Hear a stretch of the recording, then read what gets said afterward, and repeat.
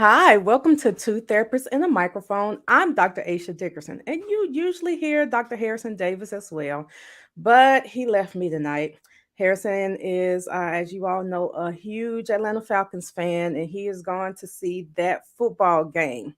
And so, as much as jealous as I am, and as much as I'm going to miss him, I have another therapist here with me tonight.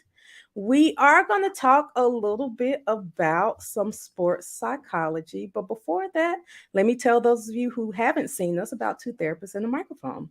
We are a show about mental health, relationships, and social issues that personally affect you. We broadcast live every Thursday evening at 7:30, or actually 7 o'clock p.m. on the R Black Media Network.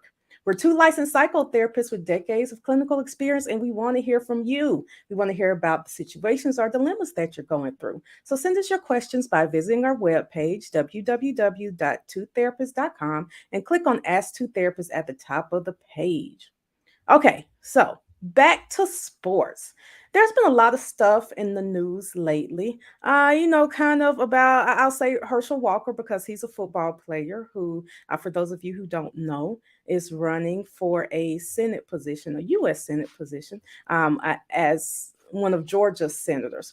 So a lot has come up about how appropriate is it for a football player to be a politician.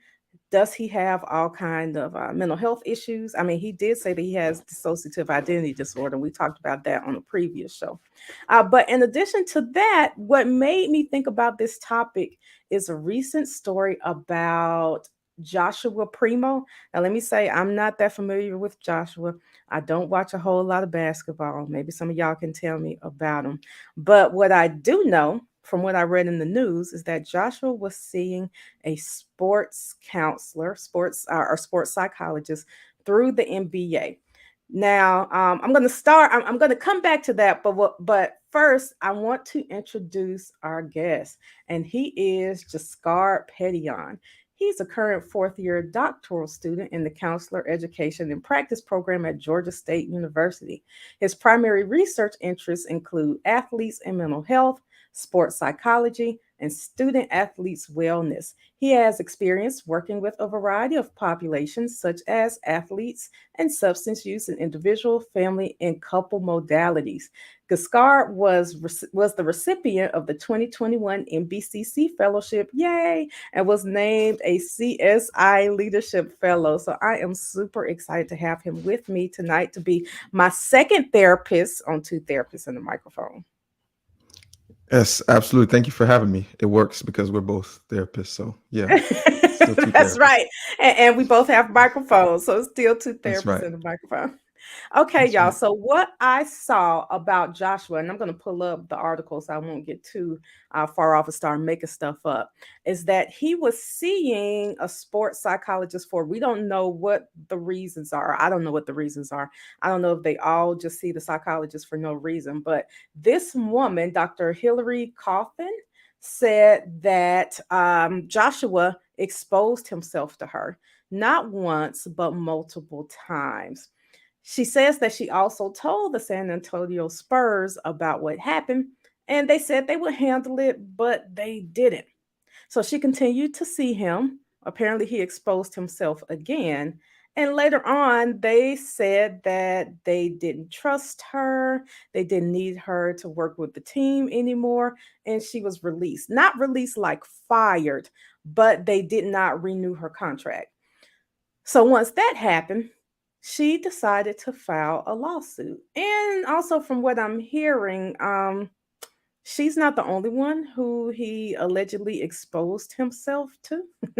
Now, I haven't found all the information on that, but she was the one who told the basketball team. And now, also later on, I believe he was released. I'm not. I'm assuming it might have had a little something to do with this, but it leads me to think about not just athletes, rappers, rich guys in general who feel like they could do whatever they whatever they Yeah. want to do. And I know that for the athletes, sports psychology is a thing now.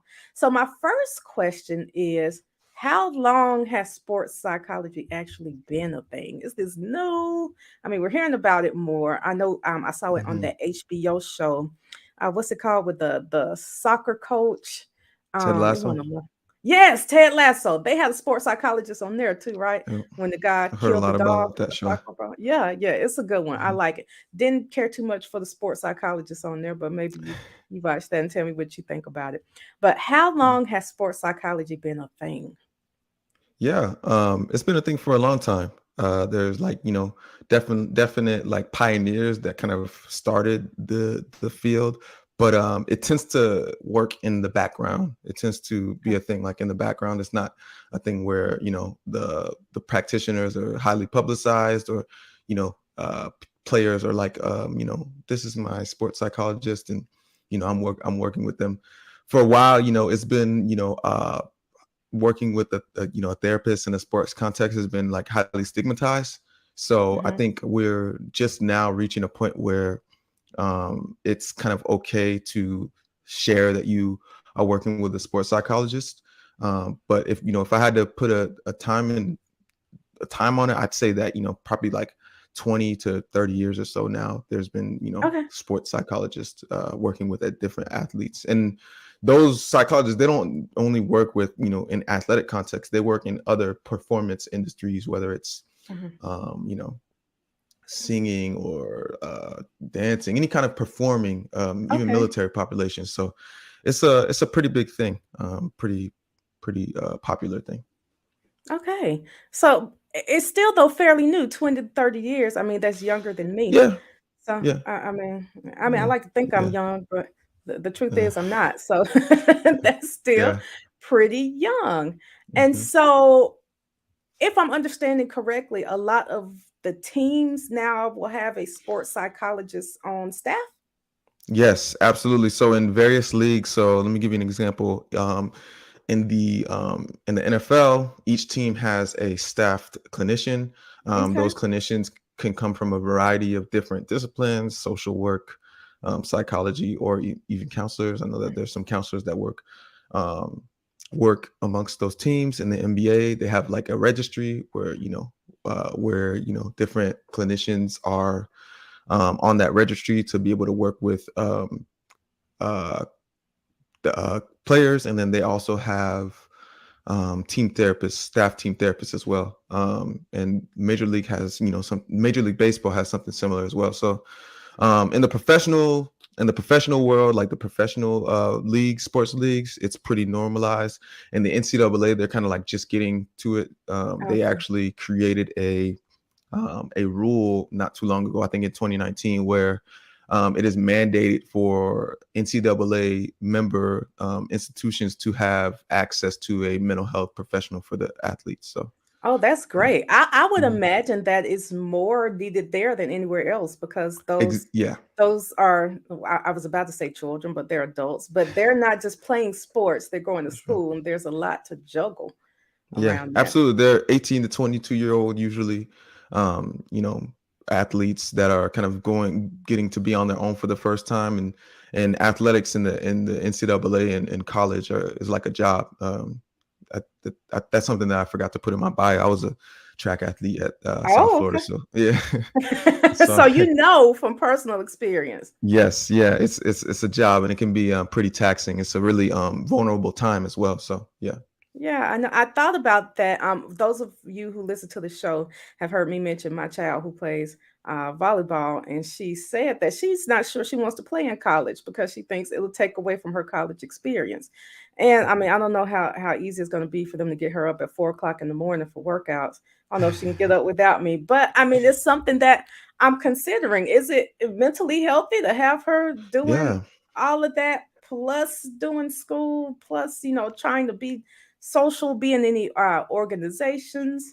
I mean, Yeah. it's just something to keep in mind. But I think Sure. a sports psychologist, sports counselor would definitely be helpful with that. But that leads me to my next question. What would be the benefit of going to that specific type of therapist versus, any other private practice therapist? Yeah. So the kind of key thing with going to see a sports counselor or sports psychologist is that they should, right?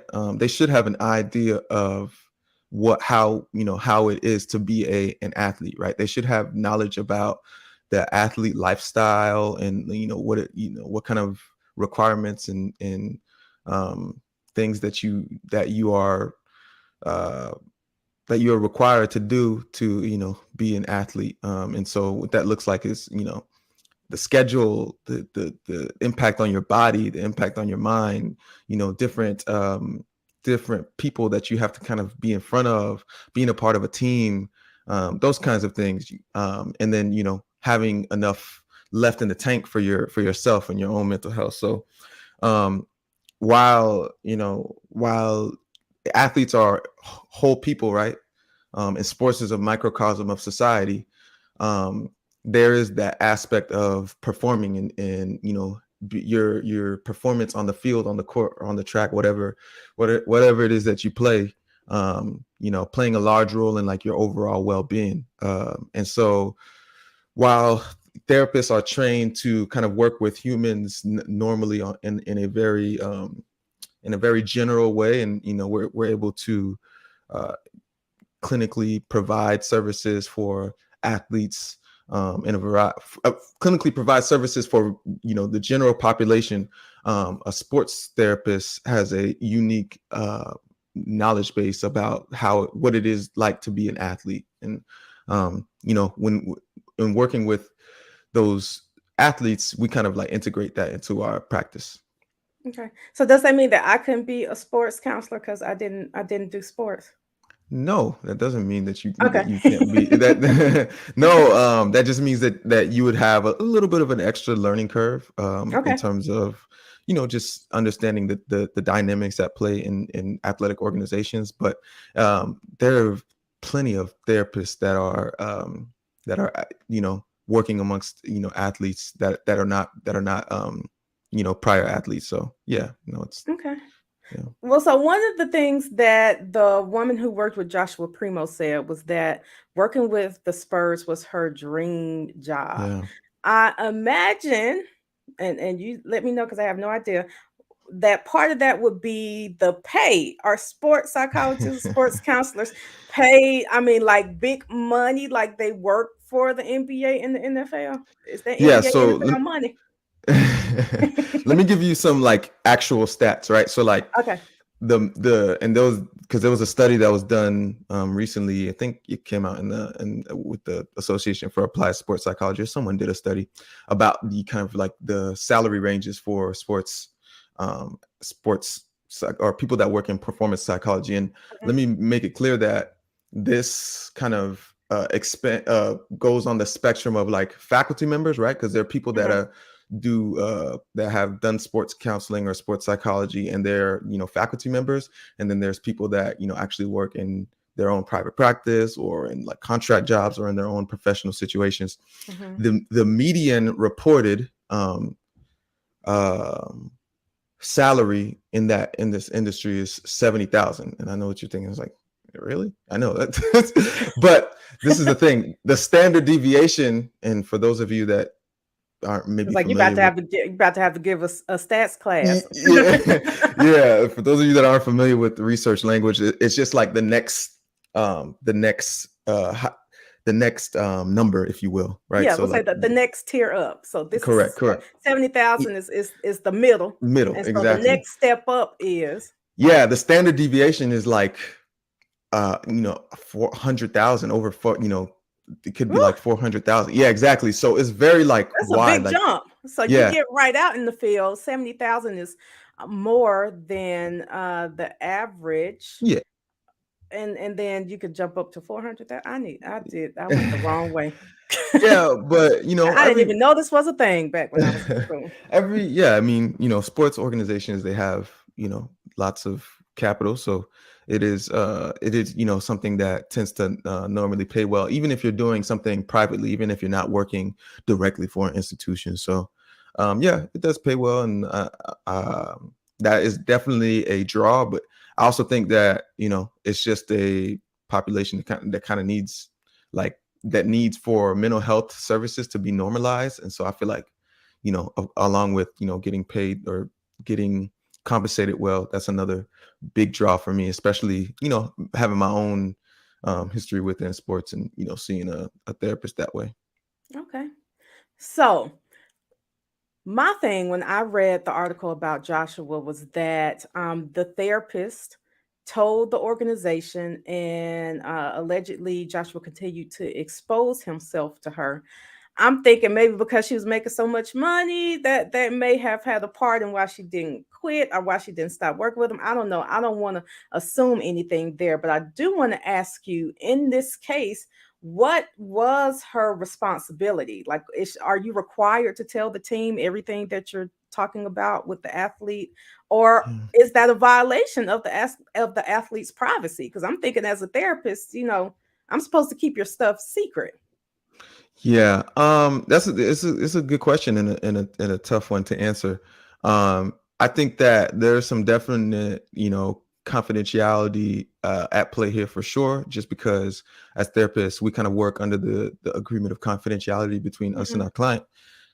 In this particular case, there is some kind of sexual assault or sexual, I don't know, deviance. Violation. There's a Yeah, yeah, at play violation here. of her So boundaries. Hmm.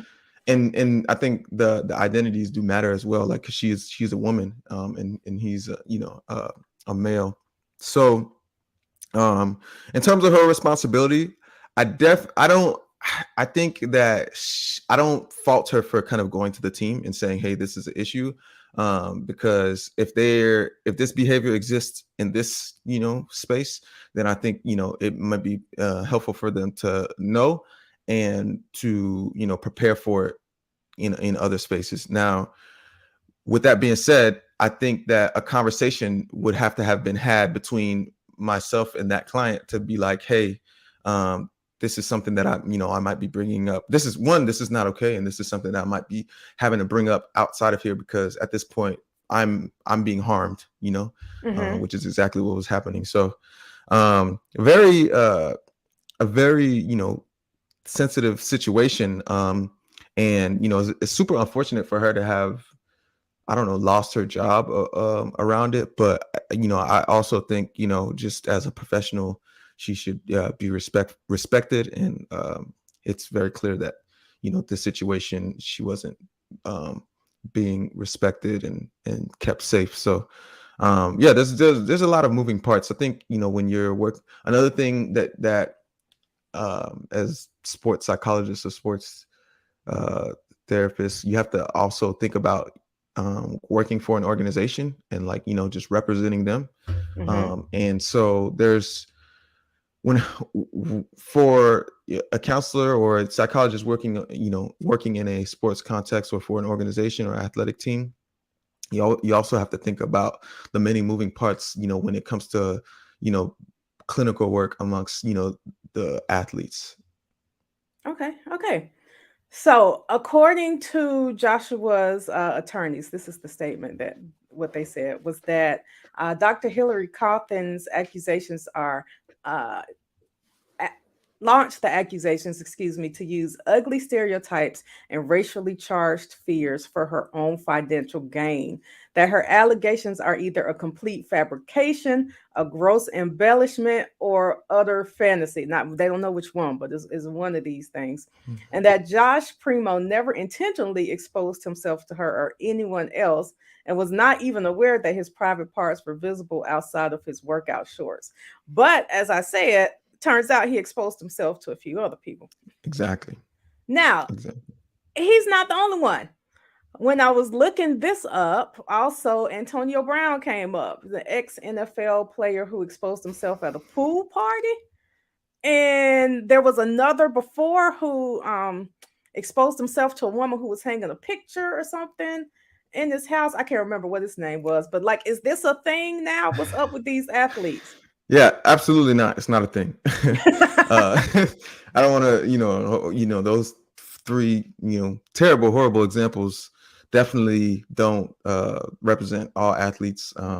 It's definitely not a thing. I think those are isolated incidents related to three very, in the case of Antonio Bryant, there's a lot of different, um, there's a lot of things out there that kind of show the type of person he's been known to be. This is true. Um, and so I think anyone that's seeing that saw that news was not necessarily surprised. But and, you know, and his mental health has definitely been a conversation, something of conversation lately as well. You know, which he says that he doesn't have any mental health issues or anything like that, but you know, his actions don't say so. You know, and so with all these incidents, I definitely think that there needs to be kind of more looked at in terms of what these particular athletes were kind of like trying to get out of that situation. Mhm. Why exactly they, you know, felt it was appropriate and necessary to expose themselves in front of these people. Particularly for Josh Primo, you know, I would venture to say that there is, you know, maybe some sort of, you know, I'm not diagnosing him, but you know, there's maybe some sort of like, you know, this disorder at play. So, Yeah, and um, he said that he's been seeking help to deal with previous trauma. He said, sure, "I suffer and will now take this time to focus on my mental health treatment more fully." But yeah, also, I think sometimes like things are blamed on mental health. So, yeah, I mean, yeah, there may yeah, be some trauma on one hand, but on the other hand, how much of it is just that, I think I'm fine, and everybody should get to see how fine yeah. I am. Yeah, no, you know, as somebody as a therapist working in sports, you definitely have to use your discretion in terms of like what is able to be considered a true and actual mental health issue. Um, and you know, I think that there's a very fine line with that, and I think that's where kind of like having like that knowledge and information really helps, about, you know, what, you know, the requirements and the things needed to be a part of a team, the obligations that you had that are at play there, because you can kind of like see through some of the things that, you know, the athletes are bringing up. Maybe they just kind of want to get out of playing, or you know, also there's also the fact that they've, you know, probably got some sort of actual disorder, and it's important for, you know, the sports therapist to be able to use their discretion. But I also, you know, I caution, you know, us thinking about how maybe athletes might be, you know, using it to kind of as a scapegoat to kind of like get a break and stuff like that, because Mhm. that also further stigmatizes, you know, mental health within sports. So it's a That's true. slippery slope, and that's why, you know, it pays to have really good, knowledgeable therapists on your team. You are absolutely right. Well, two of the biggest names that have come up recently when it comes to athlete mental health, I'm sorry, mental health of athletes is the way I'm going to say it, and working with a mental health professional is Simone Biles and Naomi Osaka. I hope I'm pronouncing her Yeah, name you right. said it right. I don't really watch a whole lot of tennis unless Serena's Mhm. playing. But what I do know about Naomi is she left the French Open because of her mental health, and there have been other times when she has withdrawn from things, or just Mhm. or been upset during a match because people boo her or they say something mean. And Mhm. I've heard a lot of backlash that she's gotten. Like, you're supposed to be strong as Mhm. an athlete. You can't make people stop booing. It's just a part of sports. If you can't take it, quit. Mhm. So, tell me, what are your thoughts about that? How mentally strong are athletes expected to be? And if they aren't, I'm going to just keep saying mentally strong. What do you do as a sports counselor to help them build that strength? Yeah, great question. I'm glad you're And I asking know this. So, there are a few pieces, so let me know if I need for to sure. repeat any Yeah, of them. no, I think I remember it. So first and foremost, you said how strong do our athletes expected to be. Hmm. So so yeah, with Naomi Osaka, you know, I followed her for a long time. She's actually of Haitian descent, and I'm also of Haitian descent. Okay. So um I'm pretty much a fan of hers, if you will. And Okay. for her, she rose to fame pretty quickly in terms Hmm. of This is true. tennis star. So she's one of the youngest Grand Slam champions. And if those that don't know, a Grand Slam is a really highly coveted or highly contested tennis tournament. Serena has the most in history because she's the greatest. Yeah. But yeah, She so she's one of the youngest. Naomi Osaka is one of the youngest Grand Slam champions, and as soon as she kind of rose to stardom, she started getting a lot of news, press, and attention that she wasn't necessarily used to. And now all that news, press, and attention on top of having to perform athletically, which is already a very high pressure environment, right? So I didn't, I wasn't competing professionally, but when I was, always thinking about what it would look like for me to fail, right? And what it would look like for me to not meet expectations that, my team had of me or coaches or whatnot. And so not only does Naomi have to deal with the expectations of her team, coaches, but she has to deal with expectations of the press and of fans, et cetera, et cetera.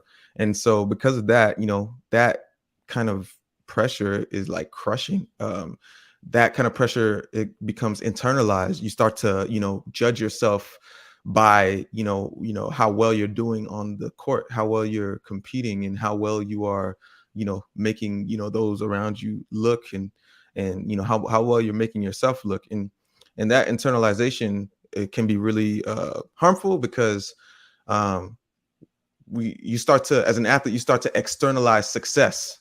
Okay.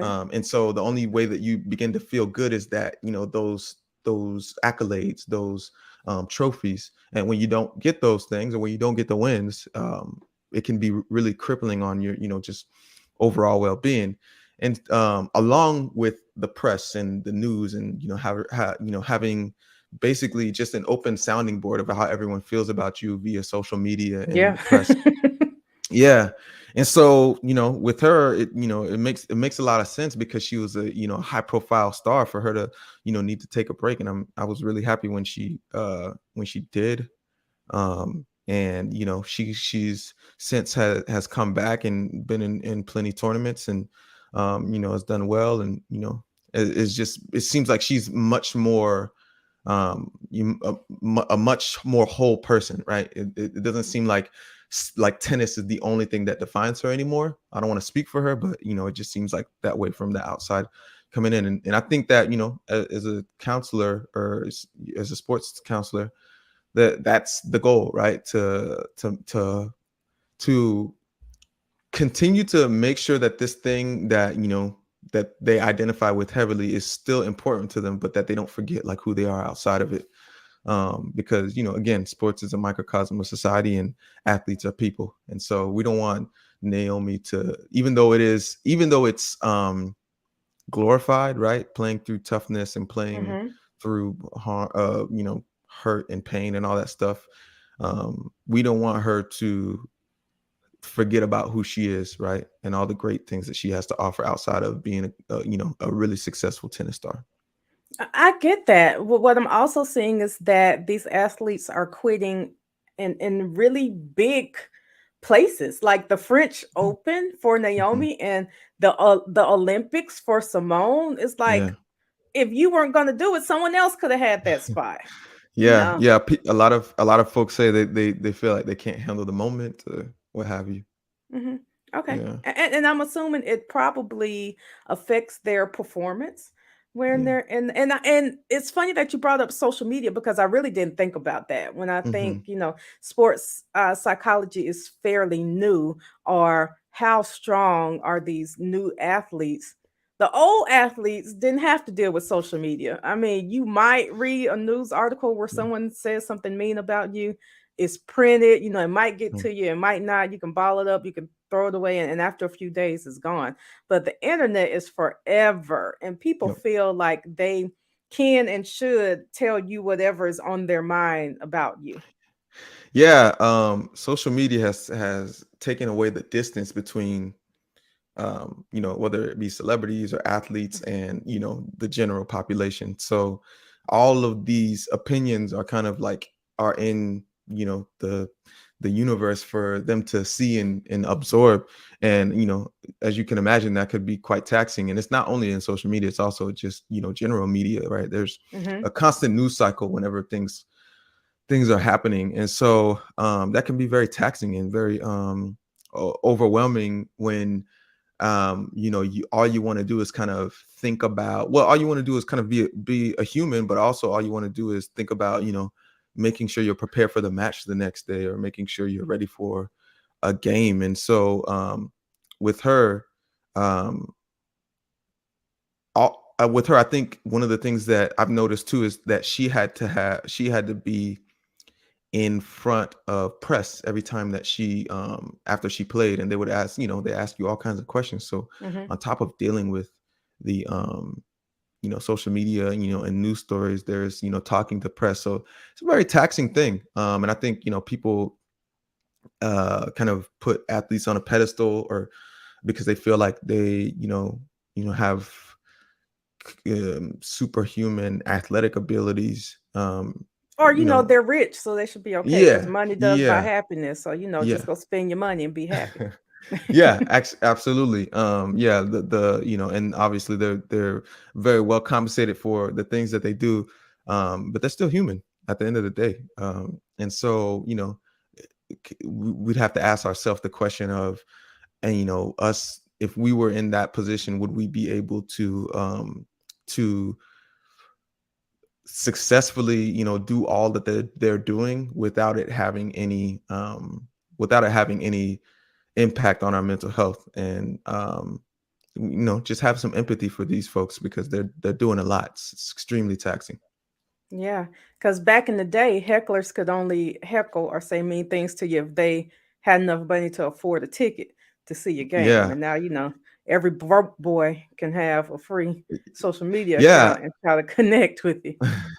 Yeah, and also the environments at the games too. Like I remember Odell Beckham Jr., who was he's a free agent right now, but he's a wide receiver Mhm. for the NFL. He compared like being an athlete to like being a zoo animal, because when you Mm. get into the games, when you go to the games, like people are screaming all kinds of things to you. They're saying all kind of expletives, or all just everything under the sun. And we need to remember that athletics, while it is a competition, is also entertainment. And It so is. people go there to be entertained. And I think is kind of what goes into like the psyche of folks that feel like, oh, athletes need to be stronger because they're paying for entertainment. But again, they're people as well. And I think that's something that we need to consider. Okay. All right. Last person I want to talk about tonight. Oh gosh. Herschel Walker. So Mm. we mentioned them in the beginning. And I don't know if you got a chance to watch the debate with Herschel Walker and Raphael Warnock, but Herschel mentioned that he has dissociative identity disorder. And we explained it to our listeners before, that is what we used to refer to as having multiple personalities. And Mm. Herschel says that he didn't need therapy and no one needs therapy. He just talks to his pastor and he's okay. So, what are your thoughts on that? Yeah. Um, so first of all, he's running for public office, which is a high profile position. And Hmm. so I think that definitely, that context definitely needs to come into play when we think about this. Um, Also, um, that can, what he said, his phrase of, he didn't need a therapist, is, pretty stigmatizing. If we think about like just what therapy looks like for the Black community in general, it's already pretty stigmatized. So that didn't come off, um, that great, for the general public. I don't believe. I think that I remember I did a panel discussion, and I heard someone say prayer and a professional. And so Right, you can do having both. It doesn't have to be one or the other. exactly. Exactly. So being able, you can definitely, obviously, definitely see a pastor, or some sort of clergyman or clergy person that belongs to a church, but also, you know, mental health counselors and therapists are there, you know, to help and to assist you in kind of like reaching your goals. And I think that it would have been super helpful for him to be able to see someone when that was going on, because I you know, I can imagine how that kind of DID has progressed from up to this point. And yeah, I don't think that there's anything wrong with, you know, seeing a therapist, as well as, you know, seeing somebody that belongs to a church. Prayer and a professional, I feel like, you know, we work from a clinical standpoint and we are able to do things more objectively, and while having, you know, much respect for different religions and faiths and all that stuff, while also being knowledgeable about like clinical aspects that affect people in terms of, you know, different orientations or disorders that they might present when, you know, they show up to our offices. Okay. Yeah. Are sports counselors and sports psychologists, do they receive any special training for working with people who have concussions? Like, would you assess for that? Because we all know Herschel's has some concussions, and Yeah. there might be some other developmental issues there that we're not aware of. But are you For trying to sure. assess for that? So no, we leave sports counselors probably would leave that to the medical profession to assess Okay. for, because that's not something that's usually in our training. I don't believe for sports psychologists it is something in their training as well. Now, would we, if we believe that an athlete kind of was suffering from having too many concussions or repeated head trauma, would we refer out and refer them to a medical professional? I think that we could, you know, use our clinical judgment to say that there is some sort of developmental, you know, delay here or developmental issue here, and that, you know, this person would probably benefit from some sort of medical attention related to that thing. And yeah, I mean, I feel like, you know, he definitely likely has had many concussions based on his, you know, past as a you know, running back for college and in the NFL as well. So, you know, I think just in general with him running for public office, I think anyone should be able to run for public office. That's like the That's part of being an role of, American. Anybody can exactly, run. that's the role of Hmm. democracy. I don't have any issue. I don't think there should be any issue with him running for public office. But, you know, based on, you know, some of the things that have come out in light of his him running for public office, we should definitely, you know, pay a little bit close attention to you know, what he says, and, you know, how he orients himself to the, you know, his constituents and the voters, if you will. Well said, Mr. Petion. Thank you. Well, that is it for my questions tonight. Can you please let our viewers know where they can find you if they're looking for you? Yeah, absolutely. So my Instagram is Giscard S. Petion. I'm only on Instagram right now. I have to redo my Facebook and all that stuff. Take a break from social media, but yeah, right now you can find me at Giscard S. Petion on Instagram. I have a lot of I have a profile on there. So yeah, and then I have email too. You can email me at giscardspetion@gmail.com if you have any questions or you'd like me to elaborate on some of the points I made. I'd love to talk to you about any of this stuff that I just talked about. Thank you. Again, I appreciate you coming and joining me tonight to be my second therapist on Two Therapists and a Microphone. Harrison and I will be back next week at 7 p.m., streaming live on Facebook, Twitter, and YouTube. As always, you can find us at www.twotherapists.com, and you can find us on Instagram at 2TM Show, and Twitter, same 2TM Show, or look us up on Facebook. Thank you, and we'll see you next week. Yeah, thank you all. Thank you for having me.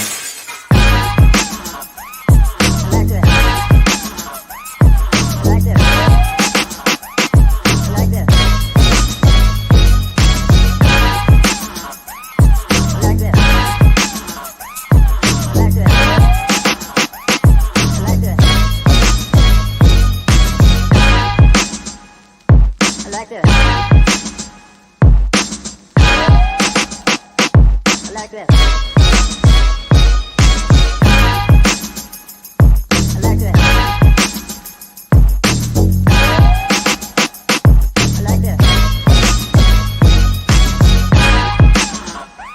I like this. I like this.